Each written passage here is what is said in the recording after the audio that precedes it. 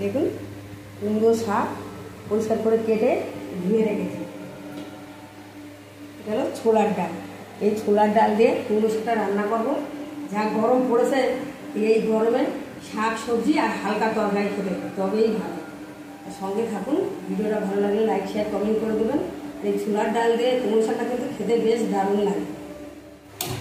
পেঁয়াজ ধরিয়ে দিয়েছি, জল দিয়ে দেবো ডাল সেদ্ধ হওয়ার জন্য। ডাল সেদ্ধ হওয়ার জন্য আমি জল দিয়ে দিয়েছি। জলের মধ্যে সামান্য লবণ দেব। এখন এই ডালটা আমি সকালবেলায় ভিজিয়ে রেখেছিলাম, এই ডালটা আমি এখন জলের মধ্যে দিয়ে দেবো।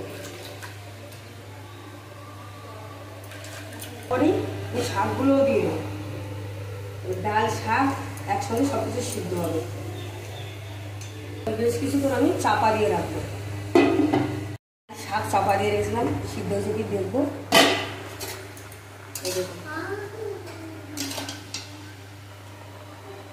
শাক সিদ্ধ হয়ে গেছে, ডাল তো হালকা সিদ্ধ হয়ে গেছে।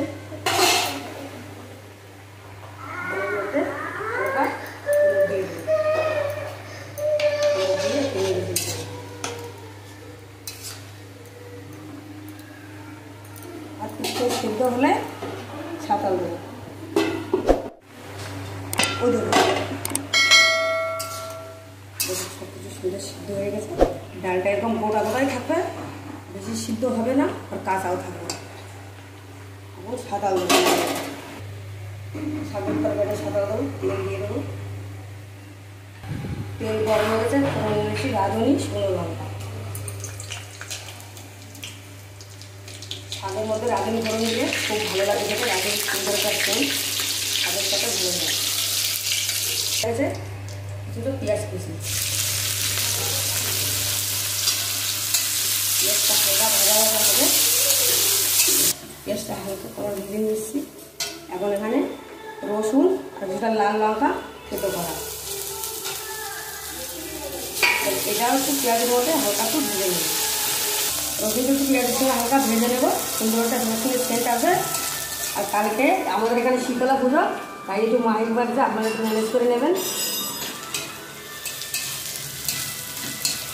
সুন্দর করে ভাজা করে নিয়েছি, রসুনের সুন্দর একটা সেন্টও বেরিয়ে গেছে। এখন শাকগুলো দিয়ে দেবো।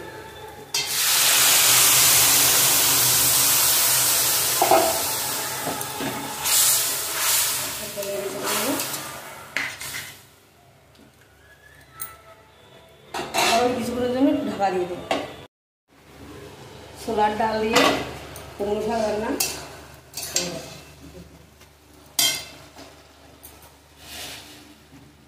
এখন একটু চিনি দিয়ে দেবো, কারণ কুমড়ো শাক আর হালকা তিত করি হয়, তার জন্য একটু চিনিটা একটু বেশি দিচ্ছি। একটু মিষ্টি মিষ্টি হলে খেতে ভালো লাগে। চিনিটা দিয়ে নেড়ে চেড়ে নামিয়ে নেবো।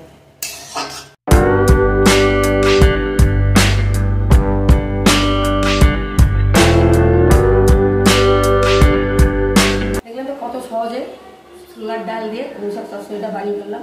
আপনারাও গরমে এইভাবে ছোলার ডাল দিয়ে কুমড়ো শাক হোক লাউ শাক হোক চচ্চড়ি বানিয়ে খাবেন।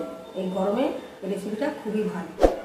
দেখুন আস্তে আস্তে আছে, একটা ডালে কিন্তু ঘাটেনি ভাঙেনি, আস্তে আস্তে তার মধ্যে সিদ্ধ হয়ে গেছে। সবুজ ডালের সবুজ শাকের মধ্যে হলুদ হলুদ ডাল কত সুন্দর লাগছে, দেখতেও ভালো লাগছে, খেতে অবশ্যই ভালো লাগবে। তা আজকের রেসিপিটা কেমন লাগলো কমেন্টে জানাবেন, লাইক শেয়ার করবেন, সাবস্ক্রাইব করে আমাদের পাশে থাকবেন। যেসব বন্ধুরা চ্যানেলটা সাবস্ক্রাইব করেছেন তাদের অনেক ধন্যবাদ। এখনও যারা করেননি এই নিত্য নতুন রেসিপি দেখার জন্য আমার চ্যানেলটা অবশ্যই সাবস্ক্রাইব করে রাখবেন। আর আমাদের এখানে কালকে শীতলা পুজো, তাই জন্য মাইক বাজছেন, একটু ম্যানেজ করে নেবেন। ভিডিওটা আজকের মতো এখানে শেষ করছি, দেখা হচ্ছে পরের ভিডিও।